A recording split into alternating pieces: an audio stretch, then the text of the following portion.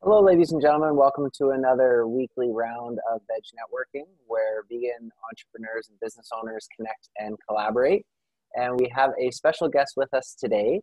And this entrepreneur has a background in software product management, including the creation of mobile apps, providing access to whole foods, plant-based recipes.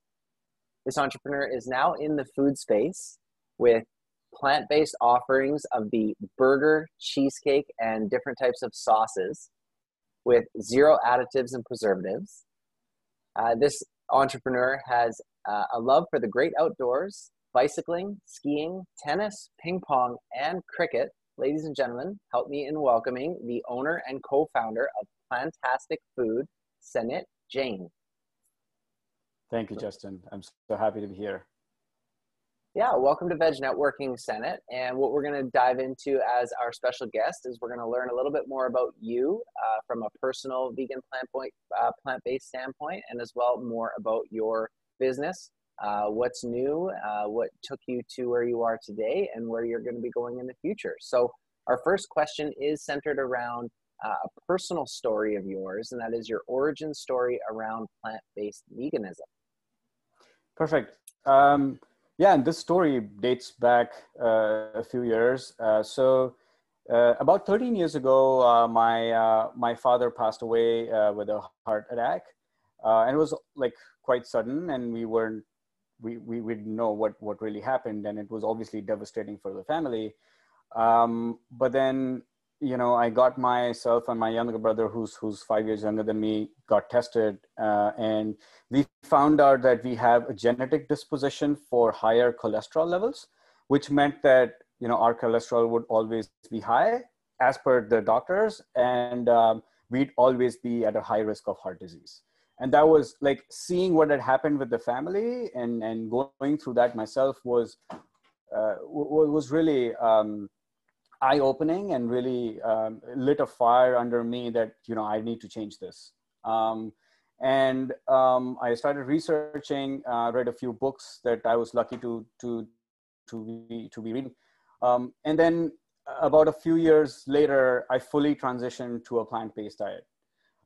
Fully gave away. So I grew up as a vegetarian, but dairy was a huge part of our diet, with yogurt and dairy-based sauces and curries and things like that. So it was very hard at the beginning, but instantly, I would say in 3 to 5 months time, yeah, I was amazed. I was pretty much blown away how quickly things change in your body. So as soon as I went fully plant-based, in 5 months, I realized that my cholesterol has gone into the acceptable range and has never elevated since. So the doctors told me that I had to live with high cholesterol or heart disease all my life, but it instantly changed. So I'm so grateful that I was able to get to this stage where I am, and some of the great people, some of the great books written out there, some of the movies that I watched on Netflix. As an example, a movie that really sparked this whole thing was Fat, Sick, and Nearly Dead. Where this Australian entrepreneur goes on a juice fast for a few days or a few months and has amazing results. And that got me thinking about this. And I'm so glad that I did this, and I'm here now. That is one powerful story in terms of a switch and an origin story. There's nothing closer to home. So thank you for sharing that. Just amazing. In terms of origin stories for entrepreneurship, though, where did that come for you, and when did that start? Yeah, so again, a great question. So it's been about 7 years that I've been fully plant-based. Being plant-based was a bit of a challenge, because in the beginning it was like, what do you eat, like salads or like lettuce? But that was like a common perception, right? And I mean, that's not really sustainable. At least for me, it was not sustainable. So I tried to experiment with recipes. I tried to cook more, especially when I got my master's in the US. So that was when I left home and away from my mother's food, and into a new country where I had to cook for myself, discover things. So I started cooking, I started enjoying it more, and started experimenting with flavors. So I would say I've become good at it. And then last year, I was thinking about, hey, how can I apply my skills to benefit the community? And we came up with the concept of Plantastic, where our mission really is to make the world a healthier place with food. And that's why we decided that we're right now in the business of products, but we don't want to be just a product company. We want to be something that can change the world, something that can make the world eat healthier, something that can prevent the things that I experienced personally in my story. So that was why we started Plantastic. So your entrepreneurial origin story is a direct result of your own plant-based origin story, and the entrepreneurship started about how long ago did you say? A year and a half, 2 years? So it's almost been a year and a half now. So we started in June 2019. Excellent. And I'd be remiss if I didn't say that is Niti. So I started with my co-founder Shipra. Okay. Who's no longer with us, but we started this beautiful project together. Got it. Excellent. Okay. Wonderful. Thank you so much. So in terms of trends in your industry, what are some that you have noticed recently? Yeah, very recently, actually, the shift towards more sustainable packaging is a big shift that I'm seeing, and what I'm trying to do more is respect that and make sure we come up with a sustainable packaging. So the packaging right now we have on our burgers is fully recyclable, but I want to move towards a compostable packaging. So I see that as a huge trend in the industry, and I think it's great. It's better for the environment. It's overall, it's really better a choice, both from a consumer and a manufacturer point of view. And with that being said, you've noticed that yourself and trying to be maybe ahead of the curve there. Have you had people asking for that, or how have you been picking up on this trend? Yeah, so we ran our farmers market for the last season, as well as this season. So this season started in June. This is where we started prepackaged food. Last year we were doing mostly like cooking plant-based food on site. So when we started prepackaged food, we started talking to a lot of people who were at the booth. They were really concerned about packaging. They really said that they really value obviously having a better planet for all of us. So they were concerned about the packaging. And that's where we learned that more and more people are really asking us about better packaging opportunities. And in fact, even for our own reflection, I think it was a good reflection to have, to be able to impact the environment, not only like with the products and the health aspect that we have, but going that one step further, taking that one step further and saying that not only that, we're also going to impact the environment. So that opened our eyes a little bit. People usually also like emailed us after they had our package and said, hey, is this compostable? Is it recyclable? So there were a lot of questions from people, and that's where we picked up that this is a really important part of a trend in the industry. Yeah, it just goes to show the consumers will, if you're willing to listen, they will tell you what they want. And we've had conversations with other businesses who are, past a year and a half, well into year 3, 4 and whatnot, who are wildly successful, who had their start from farmers markets and figuring out as an R&D project almost, what's needed in the market and how can we provide that. So sounds like you're on track to achieve all these big, hairy, audacious goals that you have set for yourself, which is amazing. These are the kind of conversations we love having. Next question is, where is, aside from possibly what you just said about enhanced compostable packaging, other than that, where is Plantastic Food headed in the next, 12, 24, 36 months? Fantastic question. I think about that every day, Justin. So, when we thought really about the mission of Plantastic, we didn't just want to be a product or a consumer product focused company. We want to be an encompassing value-based company that wants to do good in the world. I think that the one big, hairy, audacious goal that we have is impact the lives of more than 1 billion people by creating awareness about the plant-based eating, as well as providing accessible products that are made with natural ingredients, no chemicals, no added preservatives, and are just food. So if you flip the package over and you read the ingredients, every single thing is food and it's recognizable. That's ultimately the goal of where Plantastic is heading. And products is just the start of it.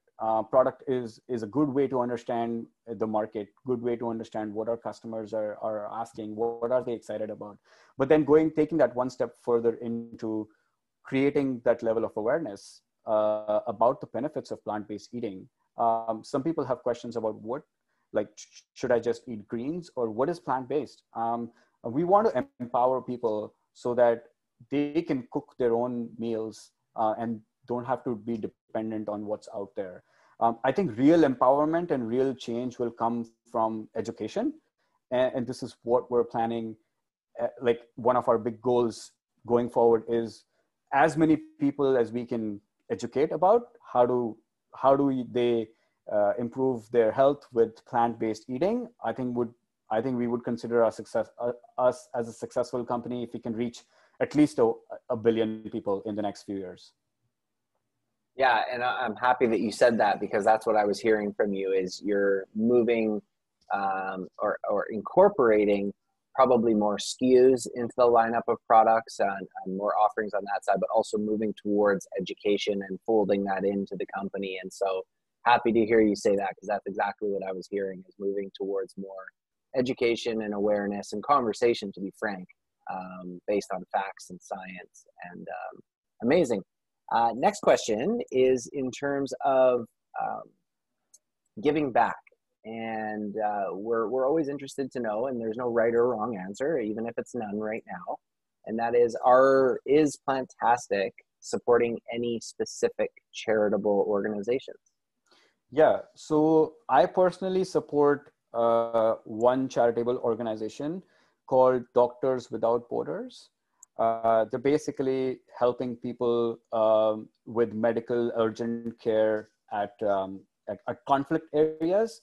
And I think they're doing such impactful work that I personally support them. And I think also from a Plantastic's point of view, we also support Charity Water. That's an organization that's dedicated to bringing clean drinking water to different parts of the world. And there is a bit of a story behind that. And I come from a country and from a city where water is still a very precious resource. There were times I remember during my childhood that, there would be times when we would get fresh water, and the rest of the times there wouldn't be any fresh water available. So we would collect all the water, store it, and then use that water. So we had to be very diligent about using water. And I know that there are places that are worse than that. And Charity Water is actually helping build local communities and educating people on ways to collect water, not only from rainwater, but also like helping them build wells. So they're really empowering, and they're really creating a change in the world by bringing drinking water to some of these areas. And I personally identify very well with them, and that's why we support them in all what they do. Both amazing causes to support, that's for sure. And personally speaking, I remember taking a trip to Africa and seeing the lens at which they look at water through as not a valuable resource, almost the most valuable resource. And I can't recall the CEO and founder of Charity Water's name off the top of my head, but I've heard him speak plenty around leadership, giving back, and entrepreneurship. And so valiant causes to support indeed. Next is, in terms of books, podcasts, apps, things that you use or have used from an entrepreneurial lens have helped you in your success over the course of the last year and a half? Yeah, fantastic question again. Like, I just finished this book about a few weeks ago. It's called Mindset. by Dr. Carol Dweck. And especially as an entrepreneur, I really was impacted by that book. The book basically talks about two kinds of mindsets people have: fixed mindset and a growth mindset. A fixed mindset is basically saying that my intelligence is limited, my skills are limited, and I don't want to take on challenges because I want to appear smart because I can do the things that I do today. But a growth mindset is saying that, hey, I want to really grow, I want to learn. I think skills are not finite, and intelligence is something that can be developed over time if you put in the effort and the hard work to do that. And so my background, as you said in the beginning, in my intro, my background is software product manager and product management. So I've studied engineering, I've studied computer science all my life, and to be able to do something very different required that understanding of a growth mindset that, I can do this, and I'm not only relying on my past skills. I mean, they're coming in handy, but I am open to developing new skills. And if I put the right effort and time and get the right resources, talk to the right people, I can develop these new skills. So I think that book has really given me a lot of I would say a lot of motivation towards my entrepreneurship journey and where we are with Plantastic. Yeah, wonderful. I'm sure we've all heard of the difference between the growth and the fixed mindset and how important the growth mindset is. And I've actually heard this book by Dr. Carol Dweck recommended before, so definitely going to dive into that. Actually, another book. Sorry, before you, I want to talk about this book because I think for any entrepreneurs that are listening, it's very impactful because I'm also I'm right now doing a day job as well. And focusing on Plantastic. So it becomes really difficult sometimes to manage time. So this book, it's called The Miracle Morning. It's by an author named Hal Elrod. And in short, he just talks about how to get the most out of your time before 8 a.m. So what are some of the daily routines that you can do involving meditation, affirmations, visualizations? And there are certain techniques in there that he talks about that help you move towards your goals and intrinsically, subconsciously, and get to be able to do that work upfront in the morning when you have no other distractions. And I've been at the both end of the spectrum. I've tried working evenings, and it didn't quite work for me because I was tired. I have a baby as well, my family life. I don't want to concentrate only on work and get burnt out and not focus on my family. So with this book gave me the tools, technologies to be able to do that in the morning. So I get up at 4 a.m. now and get most of my Plantastic work done in the morning before I head out to my actual day job. And then in the evening, I have time to focus on family. Yeah, thank you for saying that. And I've also heard of that book before as well. And you're right. You mentioned that you get up at 4 a.m. That's obviously the key. One of the keys, the biggest key to success is maybe not getting up at 4 a.m. But if you're trying to maximize maximizing what you get done by 8 a.m., you can't be getting up at 7:30. So, and as well too, I think to dovetail off of that, another interesting little hack I think for entrepreneurs is whatever the time is for you, and even if it is 8 a.m., not to make any shame anybody. Let's say it's 8 a.m. is when they're getting up. But one hack I've heard that really works really well is making sure, and even if you don't have to because you're an entrepreneur and nobody's looking over your shoulder, but getting up at the same time every day, regardless of what the time is, but making sure it's the same time every single day. Exactly. I couldn't disagree with that. Yeah, absolutely. Okay, so last two here. So number 7, in terms of other brands or other entrepreneurs that you look up to, get guidance from, keep an ear to the street for, learn from, and all of that, are there any, whether they're local or abroad or wherever, are there any other entrepreneurs or brands that you just absolutely love and want and will always support? Yes. One of my top favorite brands and people as well is the Happy Pair. So they're a twin brothers set of twin brothers based out of Ireland, that are doing some amazing things with their business, especially like uh, the reason why I really love them is I kind of have similar goals as them in creating awareness about plant-based eating. Um, I started following them on YouTube where they post their recipes. Then I followed them on Instagram and the things that they're doing. They're not only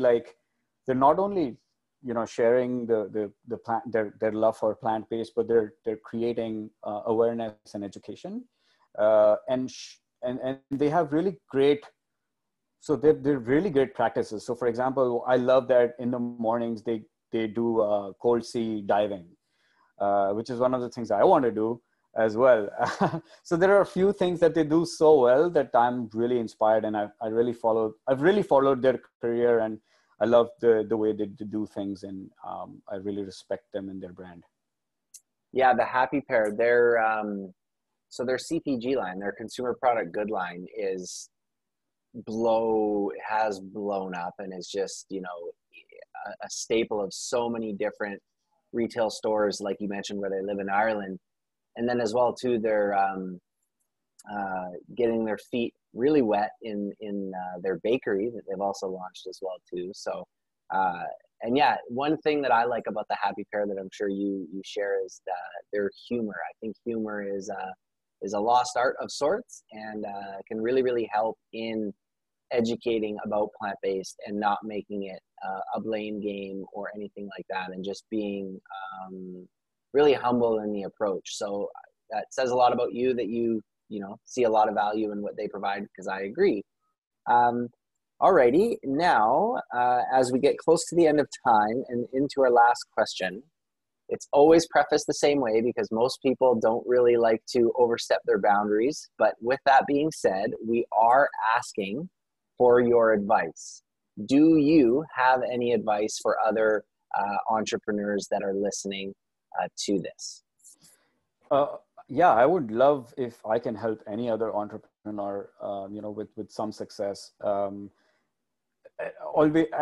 Prefacing that I'm also very new in this business, so take my advice with a pinch of salt. But I've a set of two things that I would tell maybe any budding entrepreneur in the plant-based industry is, getting to know your customers really well. I think even within the plant-based market, there are a few subsegments of customers who care about compassion for animals, customers who care about the environment, customers who care about health, and customers who care about these concepts together. So knowing your industry and your customers really well is very important. One way that I've had success, or at least some level of success in knowing who my customers are, is by going to farmers market myself and talking to customers.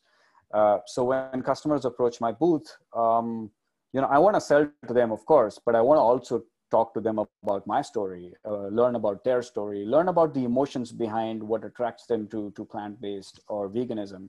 Some people are fully into plant-based veganism. Some people want to try, some people want to check it out. Some people want to hey, what's this new thing? So understanding their emotions and understanding their story helps you understand your target market, helps you just get a better connection with your brand. And when you're marketing either on social or email, I think that connection is something that will help you succeed.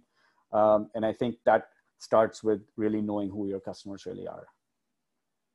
Absolutely. And I think that you threw up a two-parter, right? So the first part was getting to know your customer. Did I miss the second one, or? Yes, I didn't say the second one. So thank you. The other thing, especially in the consumer food industry with ready to eat foods, I think it's so important to test your product before going big bang.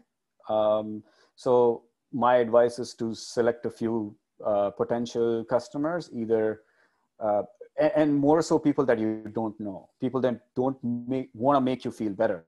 So if you talk to your friend and say, hey, how's my product? They'll be like, your product is awesome. It is amazing. Don't change anything. But if you get the same feedback potentially from someone who doesn't know you, they might give you more critical feedback or more constructive feedback. So my advice is to get your products tested and continuously try to make improvements, and don't be under the, like, as people who create products and as entrepreneurs, we're passionate and we're always think our products is the best. But I think have a